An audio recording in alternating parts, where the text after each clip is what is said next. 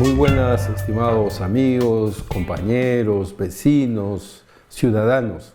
Nuevamente estamos en Cantaclaro, tratando de hacer un análisis de lo que pasa en nuestro país, tratando de hacer un análisis de los distintos problemas y situaciones que estamos observando en el marco de un proyecto de cambios y de transformaciones para nuestro país. En estos días hemos sido todos expectantes, saliendo de los confines más duros de nuestra patria, grandes problemas que ha golpeado muy significativamente y sobre todo ha golpeado al ultraconservadurismo. Problemas que todos conocíamos, que todos sabíamos, que todos sospechábamos, pero que ahora han sido debidamente verificados por dos posturas importantes que ha tomado la Iglesia. Una primera postura, el sábado 18 de enero, fuimos comunicados todos de lo que había pasado con respecto al sodalicio. El sodalicio de la Sociedad de Vida Apostólica finalmente fue cerrado por orden del Papa Francisco. Esta sociedad, que tenía muchas observaciones por parte de la Iglesia y de parte de los ciudadanos con respecto a los distintos abusos, discursos conservadores, medio fascistas y sobre todo pederastía, o sea, el abuso de niños al interior de estas iglesias y todos los problemas que estaban al interior de estos sectores. Esta finalmente fue verificado por parte del Vaticano y se ha determinado su cierre de actividades de este sector de la Iglesia Católica, muy conservadora, dirigida por el señor Figari. Este señor Figari, que tiene muchas denuncias, carga a cuestas, muchas denuncias de pederastía, muchas denuncias que han sido en la práctica probadas, incluso con muchos testimonios de varios jóvenes sodalites que hicieron sus denuncias públicas en diversos medios de comunicación, incrementaron la documentación y obviamente lo que tenía que pasar que no estábamos frente a un grupo religioso que estaba buscando la fe en Dios y la recomposición en Dios, sino estaba buscando otros objetivos que no estaban ligados justamente a los objetivos cristianos católicos, y que son los que de alguna manera fomentaron toda una red nacional que incluso construyó redes nacionales de impunidad. Persiguieron a los periodistas que investigaban estos casos, los enjuiciaron, hicieron una serie de maniobras con el objetivo de ocultar el conjunto de pruebas que se estaban presentando, y lo que ya de una vez ha sido determinado por parte del Papa Francisco, del Vaticano, es que se cierre esta orden. El otro tema que también ha conmocionado y también tiene que ver con la Iglesia es el 25 de enero fuimos todos notificados a través del diario El País que Juan Luis Cipriani tenía restricciones en términos del ejercicio de sus funciones, restricciones que iban a que, por ejemplo, no debía usar aspectos los símbolos del carnericio, no podía estar en el Perú, tenía que viajar a Europa, casi exiliado del país, y no podía participar en actividades políticas. ¿Todo esto por qué? Porque tiene una denuncia en el Vaticano y varios que están circulando también por ahí, pero una denuncia debidamente comprobada por parte de una persona que denuncia que en el año 1983 este señor le hizo tocamientos indebidos, trató de ultrajarlo, y que esta persona recién denuncia el año 2018, y esto ha sido debidamente verificado y están en la fase justamente de medidas preventivas. Y esas medidas preventivas era que el señor Cipriani ya no haga actividad acá en el país. Esa es la razón por la que se fue. Esa es la razón por la que no estuvo en nuestro país desde el año 2019 hasta ahora, que recién reapareció el año 2025, el 7 de enero, haciéndose presente en un acto de la Municipalidad de Lima para recibir un premio por parte del alcalde de Lima, el señor Rafael López Aliaga. Y eso es lo que ha terminado de enervar y ha hecho público este hecho que todo el mundo sospechaba. Ya Jaime Bailey de alguna manera lo contó en un artículo, el propio Pedro Salinas lo contó en un texto que tiene sobre el tema.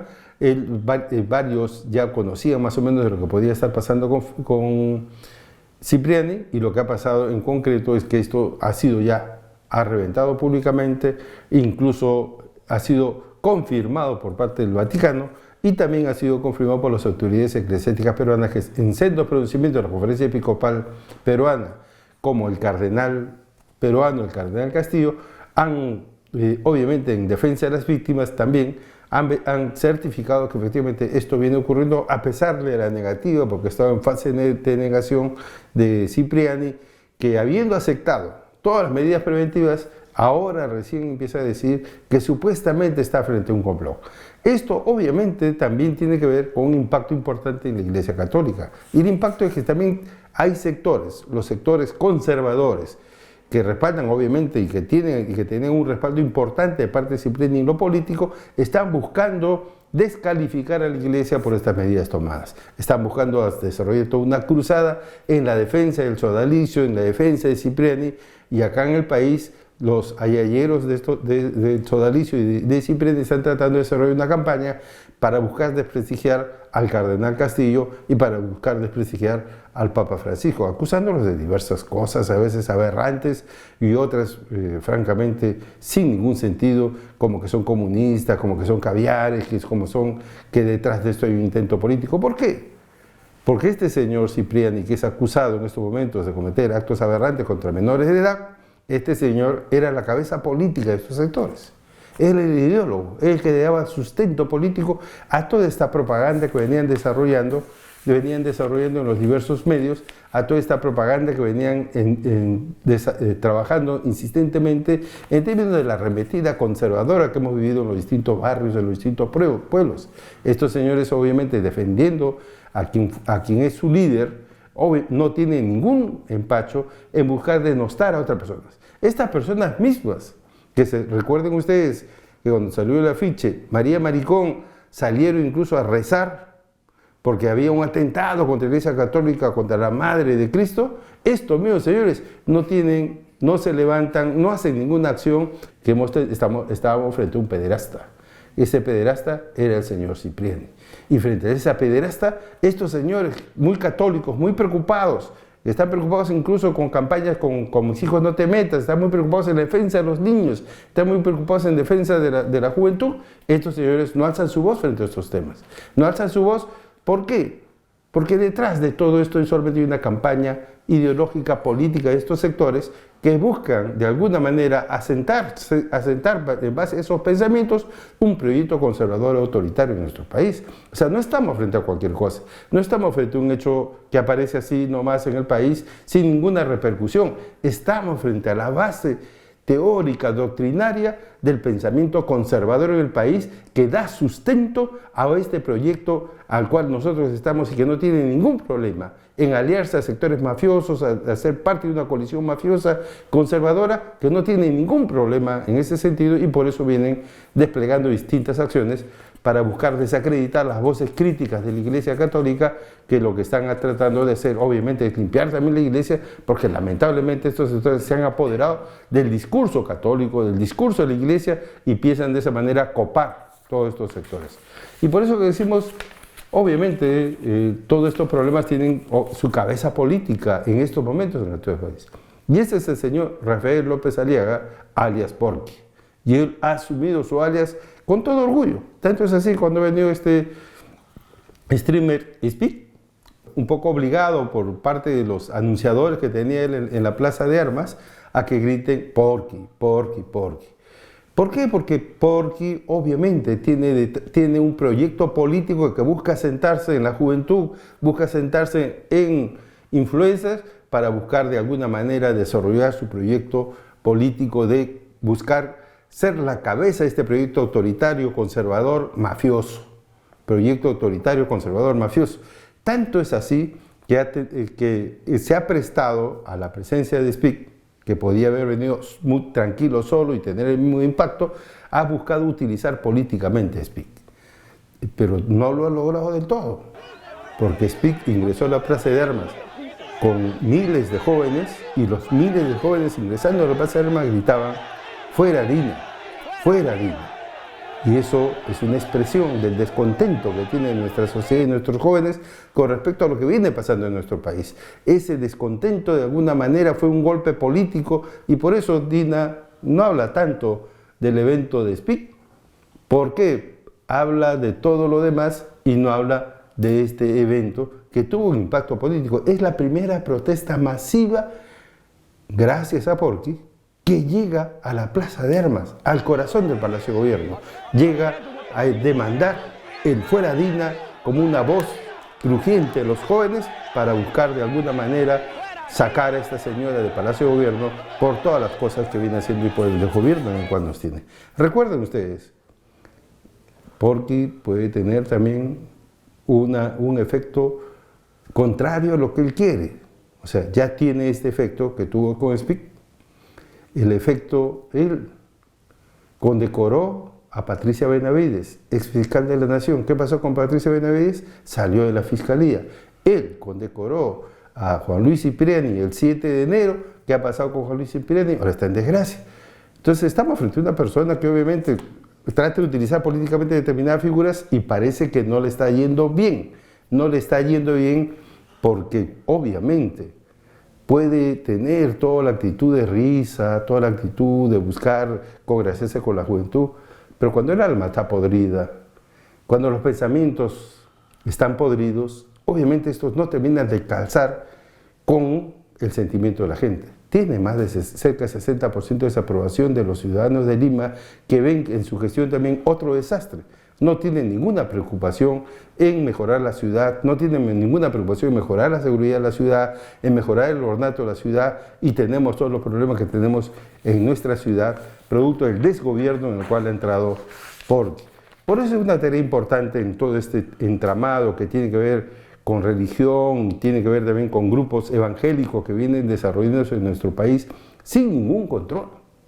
Y donde también hay denuncias de pederastía, de violaciones, de abusos, de maltratos, donde también hay denuncias de apropiación de dinero de los pobres de nuestras ciudades, donde también hay diversas denuncias, diversos sectores de estos evangélicos que han logrado penetrar en nuestras ciudades y en nuestros barrios, y están logrando construir una base social de conservadurismo que tenemos las fuerzas democráticas que poner el alto.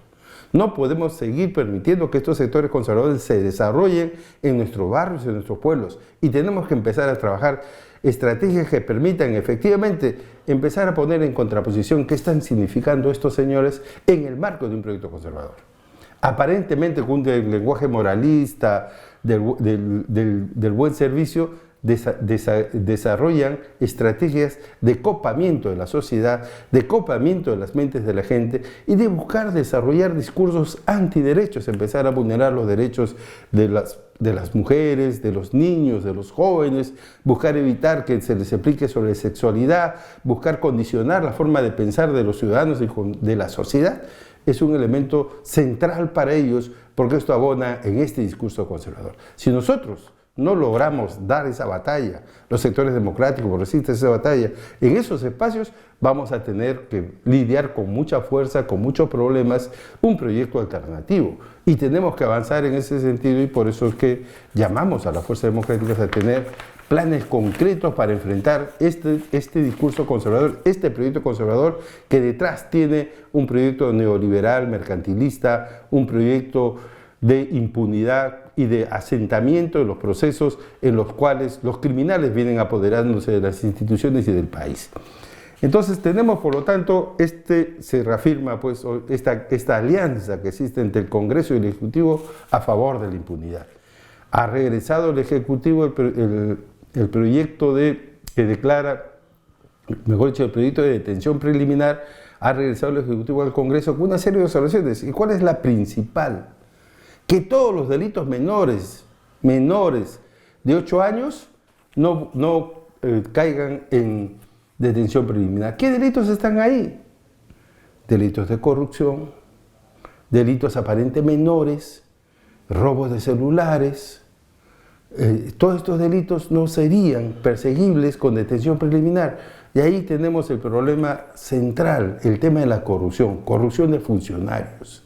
O sea, estos señores quieren evitar la detención preliminar, quieren enfrentar sus procesos legales en libertad y de esa manera, con los retrasos que tiene la justicia, apelar a la impunidad. Recordemos que estos señores han copado la Junta Nacional de Justicia. Entonces ellos van a nombrar los jueces y los fiscales. Y obviamente todos los jueces y fiscales que sean muy severos en la aplicación de las reglas van a ser denunciados, como están siendo denunciados. Recuerden ustedes que Patricia Juárez amenazó a la Fiscalía por denunciar a los congresistas por haberse incrementado el sueldo indebidamente, el doble sueldo de los militares, de los marinos, del Congreso de la República. Y ya los amenazaron a la fiscal de la Nación en hacerle un antejuicio, en ponerle una acusación constitucional y por lo tanto buscar sacarla de la Fiscalía. Entonces, estos señores, en ese abuso de poder desmedido que tienen del Congreso y en esa alianza entre los criminales de la calle, los criminales del Congreso y los criminales del gobierno, están buscando de alguna manera aplastar la voluntad del pueblo y de esa manera buscar reducir nuestra capacidad de protesta, nuestra capacidad de indignación. Entonces tenemos varios congresistas denunciados, varios congresistas que están buscando blindarse en el Congreso de la República, mochasueldos, por violación. Tenemos un segundo congresista que es acusado de violación, uno primero que fue acusado de violación y ya está preso, y un segundo congresista acusado de violación que lamentablemente el Congreso no se reúne para proceder a la acusación constitucional y para proceder el levantamiento del fuero para que pueda enfrentar la justicia. Tenemos un segundo congresista y ¿qué más queremos tener en el Congreso? Tenemos proxenetismo, tenemos congresistas violadores, tenemos congresistas pochasueldos, tenemos congresistas que cometen todos los delitos con total impunidad porque saben que van a ser protegidos por el marco legal que ellos mismos vienen dando. Por eso es que es muy importante que nosotros luchemos por la derogatoria de todas las leyes pro crimen que ellos han escrito. Por eso es que llamamos a las fuerzas democráticas a insistir en un propio camino. Un camino que desmantele todo lo actuado por estos señores durante todos estos años en el Congreso. No podemos mantener una estructura del Estado como la que estos señores han dado, donde no hay división de poderes, donde hay una concentración de poder en el Congreso y donde hay un desbalance absoluto y donde ellos pueden hacer lo que les da la gana con el país. Tenemos que desmontar toda esa estructura política, jurídica que han montado, pero también tenemos que desmontar toda esa estructura económica que han montado a partir de las leyes, por ejemplo, cuando se exoneran de impuestos, a partir de las leyes que impiden que el Estado participe activamente en la economía, y todo esto son cambios constitucionales. Por eso que es importante que tengamos claro una agenda de transformaciones, un programa de transformaciones, y eso es lo que tenemos que empezar a desarrollar en el marco de un proyecto político alternativo, y por eso llamamos desde Cantaclaro a apuntar claramente en este proceso de construcción de alianzas. El blanco es derrotar a las fuerzas mafiosas que han asaltado el Estado. Debemos derrotar a la lumpenburguesía, a los conservadores, al empresariado mercantilista y todas sus expresiones como corrupción y las economías delictivas. Tenemos que lograr construir un país con justicia social. Ese es el blanco, ese es el objetivo y tenemos que ese objetivo emprender el conjunto de movilizaciones y organización desde los ciudadanos para alcanzar ese objetivo y que el próximo año tengamos una alternativa de gobierno frente a todos estos sectores mafiosos que nos gobiernan actualmente. Por eso se abre el camino de la esperanza y el camino de la esperanza está en nuestras manos, está en nuestras posibilidades y tenemos que trabajar denodadamente por cambiar el país. Muchas gracias.